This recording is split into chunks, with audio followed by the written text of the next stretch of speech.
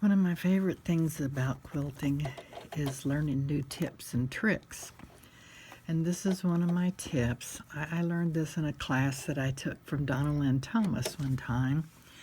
And it's called using leaders, and you can call them either enders, or I call them followers because leaders and followers kind of, those two words go together. But it's this little piece of fabric that is, it's just a small piece folded over, and you can see I've stitched on it before. And this is a leader.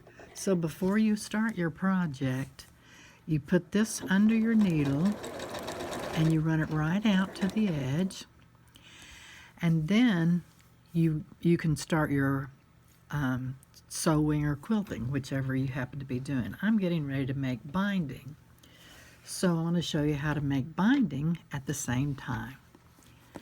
So first you lay out your very first piece, and then you get the piece you're going to attach to it. This is called a bias seam, and it makes the binding so much more pliable whenever you're working on it. So you lay down right side up one piece, and then you put the other piece over it, and I'm going to line it right up with the edge of this one, this first piece, and I'm going to move it over a little ways because I don't want those selvage edges to show anywhere. But if you get it right to the edge and turn this sideways, then you see the perfect spot to start sewing your binding. So I'm going to put that right close to the edge of my needle, and I have it started right on that little spot. Now I have this little thing called the I'm going to show it to you, called the Angler 2. It was a Pambono design. I think you can still buy them in some places, but it's got all the little lines marked that you can use.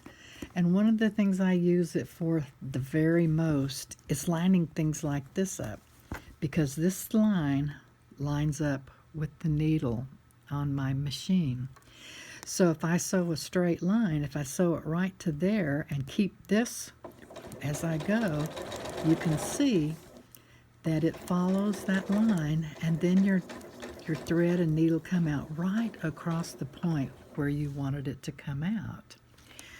So let's say you wanted this to be more than just one piece. You had several.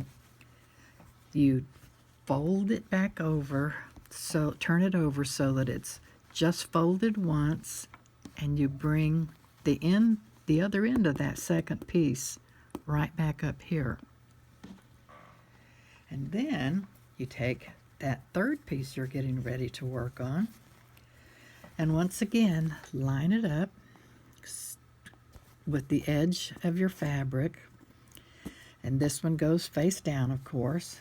Turn it to go in, put it right next to your needle, and then once again I'm following this little line right down here. I don't know if you can see it, but it's there maybe you can see that little line right there. I'm going to line it up with that little line.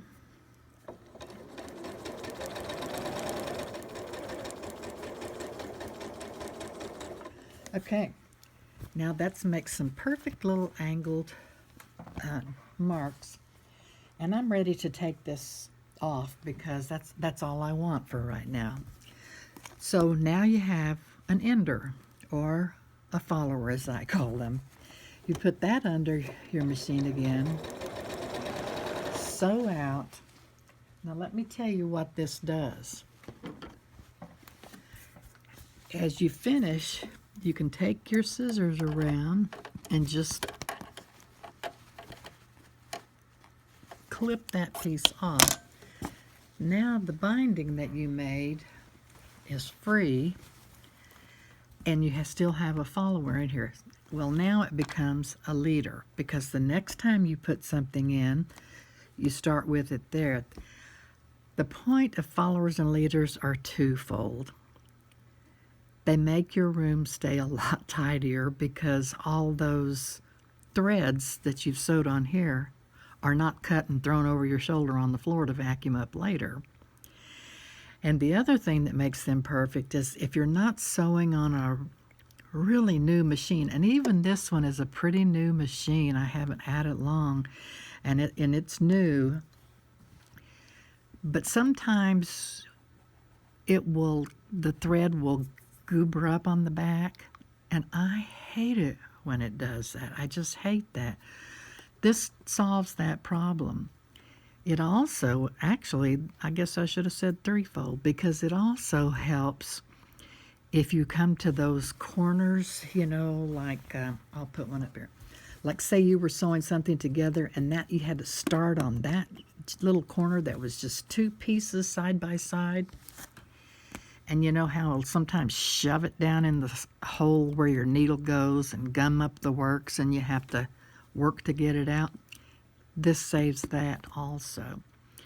And it gives you a little bit of a tugging tool should you need a little bit of extra pull. You have this to pull on because it connected to your fabric.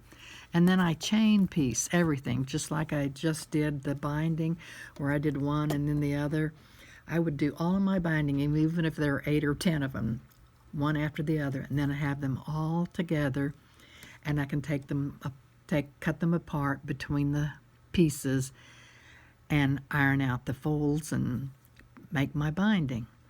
I hope the leaders and followers and the little bit of binding sewing helped you out. I'll do another little quickie video on how to sew on the binding in short order. I have to finish quilting that quilt, and then I will make the one to show you how to sew it onto the binding.